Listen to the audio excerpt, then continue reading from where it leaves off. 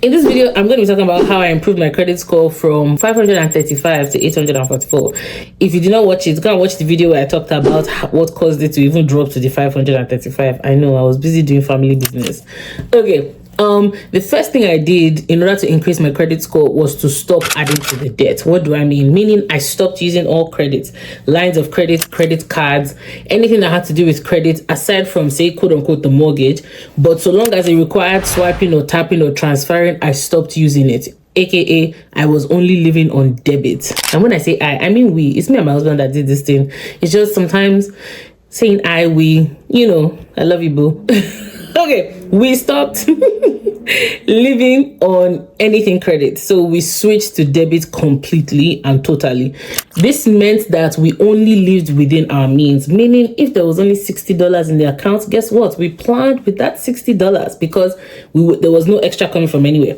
That's one of the things that, living on credit causes you to do. It causes you to live above your means because you only have $60 to spend, but then the credit card will add another $600, and before you know it, you spend $660 and you're wondering, oh my God, why am I feeling all this financial pressure? Okay, that's how it happens and that's how it builds up. The second thing we did was to live on debit alone. So we learned to live within our means by living on debit alone.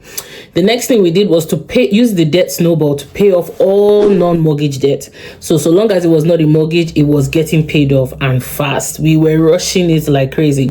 How we were able to do this was we knew our cash flow. You cannot rush anything if you don't know your cash flow. If you don't get a handle on your cash flow, meaning you must know how to control your cash flow, know what's coming in, know what's going out by keeping track of your expenses. Okay, you have to know those numbers in order for you to be able to rush, whatever it is you want to do, aka paying off debt. The next thing we did was, as we were paying things off on, say, the credit card or the line of credit, we were reducing the balance. I know that sounds counterintuitive for your credit score, but hear me out. Now, we were trying to get to a point where we did not rely on credit for anything, okay? And it is possible, okay?